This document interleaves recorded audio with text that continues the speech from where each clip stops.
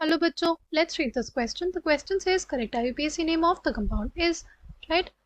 Option A है 1 ethenyl cyclohexa 2,4-diene. Option B है 5 ethenyl cyclohexa 1,3-diene. Option C है 6 ethenyl cyclohexa 1,3-diene. Option D है cyclohexa 2,4-dienyl ethene.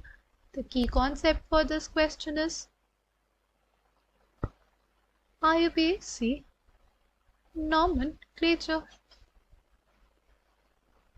अगर बात करते हैं IUPAC nomenclature for cyclic compounds की, तो उसमें पहले हम लोग को एंटी क्लॉकवाइज और क्लॉकवाइज सारे जो कार्बन सेंटर्स होते हैं उनकी क्या करनी पड़ती है, नंबरिंग करनी पड़ती है, राइट। सबसे पहला काम होता है selection of the principal chain. Selection of the principal chain, principal chain वो होती है जिसमें मैक्सिमम नंबर ऑफ कार्बन आएंगे, राइट। अगर बात करें नेक्स्ट होता है, नेक्स्ट हमारे पास होता है लोएस्ट लोकेंट रूल। अगर हमारे पास कोई भी साइड सब्स्टिट्यूएंट जुड़ा हुआ है तो उसको लीस्ट नंबर मिलना चाहिए वाइल नंबरिंग, ओके। थर्ड होता है फंक्शनल ग्रुप प्रायोरिटी। अगर हमारे पास फंक्शनल ग्रुप जुड़ा हुआ है तो फंक्शनल ग्रुप को ज़्यादा प्रायोरिटी मिलती है, और अगर डिफरेंट फंक्शनल ग्रुप्स हैं, राइट, अगर डिफरेंट फंक्शनल ग्रुप्स हैं तो उनके लिए भी एक प्रायोरिटी का ऑर्डर होता है, ठीक है।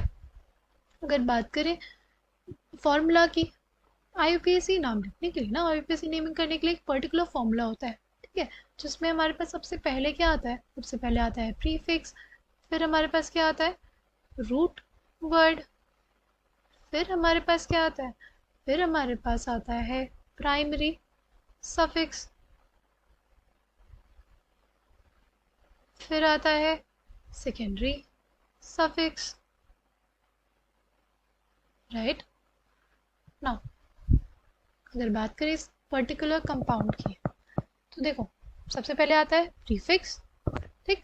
प्रीफिक्स के बाद क्या आएगा, रूट वर्ड आएगा। रूट वर्ड बताता है कि कितने टोटल नंबर ऑफ कार्बन होंगे हमारे प्रिंसिपल चेन में। जैसे हम लोग मेथ लिखते हैं ना, यानी एक कार्बन, एथ होता है 2 कार्बन, प्रॉप होता है 3 कार्बन।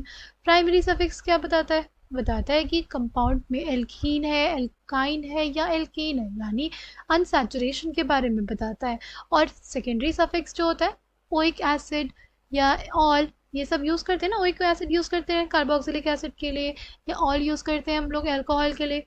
ये सब क्या होते हैं, सेकेंडरी सफिक्स होते हैं। ये हमें बताते हैं कि कौन सा एडिशनल फंक्शनल ग्रुप हमारे कंपाउंड के साथ जुड़ा हुआ है, ठीक है। अगर इस पर्टिकुलर कंपाउंड की बात करते हैं, कुछ ऐसा है ना,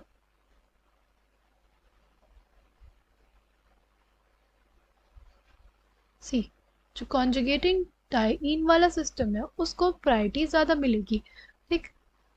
तो सबसे पहले यहाँ पे आ जाएगा 1 2 3 4 5 एंड 6, ठीक। ये हमारे पास क्या हो गया, ये हमारा सब्स्टिट्यूएंट हो गया। सब्स्टिट्यूएंट का नाम क्या हो जाएगा, वैसे देखो ये क्या है, इथीन है, इट इज इथीन। इथीन क्या होता है, CH2 double bond CH2, right. उससे एक H निकाल दिया गया तो क्या कहलाएगा, एथीनाइल। क्या कहलाएगा, एथीनाइल, ठीक। तो सबसे पहले सब्स्टिट्यूएंट का नाम जगह 5 इथीनाइल, ठीक। फिर क्या आ जाएगा, फिर हमारे पास आता है रूट वर्ड। रूट वर्ड यहाँ पे साइक्लो होगा क्योंकि साइक्लिक सिस्टम है, और कितने कार्बन है उसमें 6, साइक्लो हेक्सा। फिर क्या आएगा, फिर आ जाएगा हमारे पास हमारे प्राइमरी सफिक्स, ठीक है। प्राइमरी सफिक्स की अगर बात करते हैं तो देखो हमारे पास क्या है, एल्कीन्स है, ये वाली एल्कीन और ये एल्कीन, राइट। तो 2 एल्कीन कौन से, इसलिए 1,3 डाइईन हो जाएगा, राइट। ये हो जाएगा 1,3 डाइईन। तो correct answer for this question will be option B, 5 ethynyl cyclohexa 1,3 diene. I hope you understood it well. Thank you and all the best.